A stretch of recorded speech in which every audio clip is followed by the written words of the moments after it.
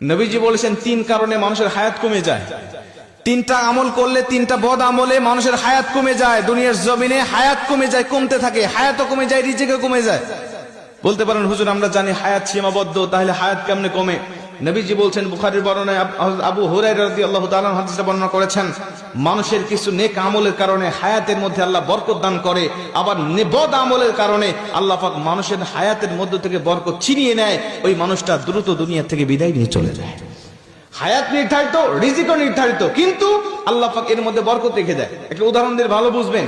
হালাল পথে কেউ ইনকাম করে মাসে 10,000 টাকা, হারাম পথে কেউ ইনকাম করে মাসে 50,000 টাকা। এই হালাল পথের ইনকাম করা ব্যক্তি দেখবেন মাস শেষে খেয়ে দিয়ে আরো 2,000 টাকা ইনকাম করে সেখান থেকে সঞ্চয় করতে পারে। 50,000 টাকা যিনি হারাম পথে ইনকাম করে, মাস শেষে তাকে আরো 10,000 টাকা ঋণ করতে হয়। কথা কোন ঠিক কি না?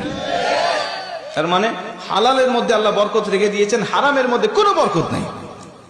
নবীজি বলছেন হাদিসের মধ্যে, যদি ওই ব্যক্তি আল্লাহ পাকের নাশুকরি করে, আল্লাহ পাকের শুকরিয়া আদায় থেকে মুখ ফিরিয়ে নেয়, তখন আল্লাহ পাক তার হায়াতটাকে সংকীর্ণ করে দেয়, হায়াতের মধ্যে থেকে বরকত আল্লাহ পাক ছিনিয়ে নেয়। এজন্য সব সময় আমরা হায়াতের আল্লাহ পাকের শুকরিয়া আদায় করতে থাকবো ইনশাআল্লাহ। যে পজিশনে রেখেছি আমরা ওই পজিশন থেকে শুকরিয়া করব। 2 নম্বরে নবীজি বলছেন, ওই ব্যক্তির হায়াতটাকে আল্লাহ পাক সংকীর্ণ করে দেয় যেই ব্যক্তি দুনিয়ার জমিনে প্রয়োজন